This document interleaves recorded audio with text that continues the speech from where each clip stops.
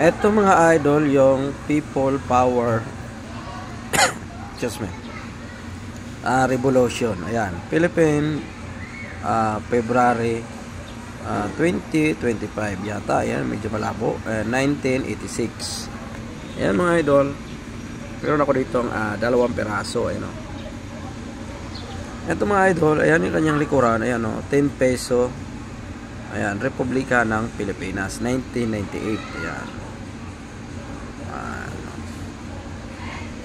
Perang pinag-ipunan, may dalang kaunlaran. Ayan mga idol. Ito may ganitong blister pack ang tawag dito sa mga kolektor. Ayan o, blister pack.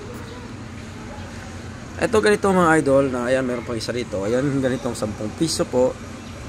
Pag naka blister pack po siya mga idol, ay may halaga po yang 250 pesos ang isang peraso po. Ayan, kinig po kayo mabuti mga idol ha. Ito po, pag mayroong blister pack ay nasa 250 ang isang piraso. May ganito po, ayan o, hard blister pack po ito mga idol, makapal o. Ayan. Ayan. Ayan mga idol, pag wala naman po siyang blister pack na ganito pong 10 peso coins, yan, may halaga lang po yan siyang 20 pesos isa. Yan, depende po yan sa buyer kung magkano po ang bili nila, pero mataas na po yang 20 pesos ang isang peraso po mga idol. Itong ganitong People Power Revolution 10 peso coins, yan, dalawa po yan mga idol.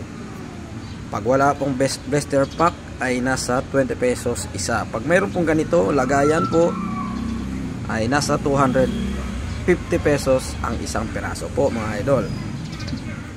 Dahil ito naman po yung 10 piso ay common lang po talaga yan siya. Ibig sabihin, marami pong may hawak na ganitong 10 pisong coin. Pag mayroon po kayo mga idol, bumibili po ako, pero ganyan lang po yung halaga niya. Kaya PM po pag mayroon po kayo mga idol.